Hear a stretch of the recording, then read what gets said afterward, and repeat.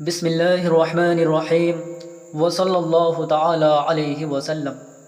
اعوذ باللہ من الشیطان الرجیم، بسم اللہ الرحمن الرحیم۔ یا ایہا الانسان انک کادح الی ربک کدحا فملاقیہ۔ اے انسان، تو اپنے رب کے پاس پہنچنے تک کوشش کر رہا ہے، پھر اس سے جا ملے گا۔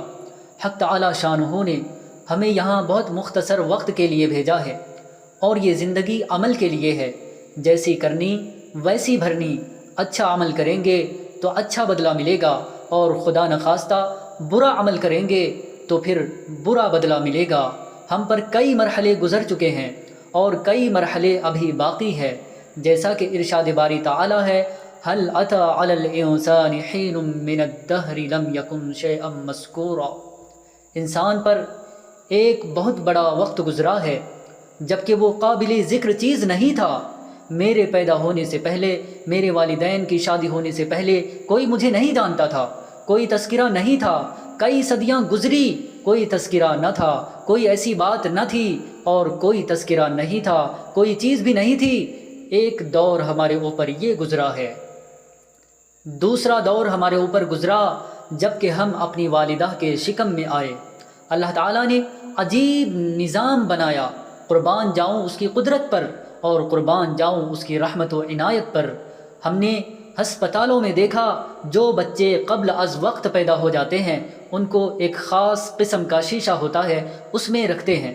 اب ہر آدمی جانتا ہے کہ اس پر کتنا خرچ ہوتا ہے، لیکن ماں کے پیٹ میں وہ سارا نظام اللہ تبارک و تعالیٰ نے فٹ کر دیا ہے، کسی کو پتہ بھی نہیں، کوئی خرچ نہیں۔ بہرحال جب ہم ماں کے پیٹ میں تھے تو اس وقت ہماری حالت ایسی تھی کہ نہ ہمارے ماں باپ کو پتہ تھا کہ یہ کیا ہے، نہ خود ہمیں پتہ تھا۔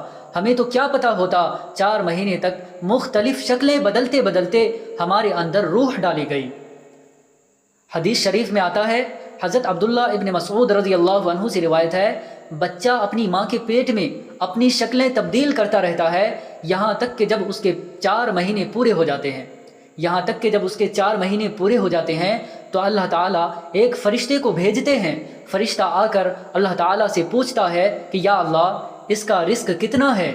چنانچہ صحیح مسلم میں ہے، حضرت عبداللہ بن مسعود رضی اللہ عنہ سے روایت ہے، وہ فرماتے ہیں کہ ہمیں رسول اللہ نے بیان کیا، جو صادق و مصدوق ہیں، بے شک تم میں سے ہر ایک کو اس کی ماں کے رحم میں 40 دن تک نطفے کی شکل میں، اور 40 دن تک جمے ہوئے خون، اور 40 دن تک گوشت کے لوتھڑے کی شکل میں رکھا جاتا ہے۔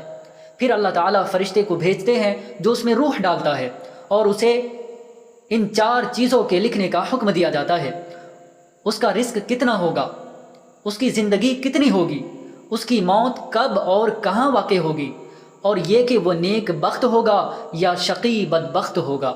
اب دیکھیں کہ ماں کے پیٹ میں 4 مہینے گزرے ہوئے ہمیں کتنا عرصہ ہوا، ابھی اللہ ہی جانتا ہے کہ مزید یہاں کتنا رہنا ہے۔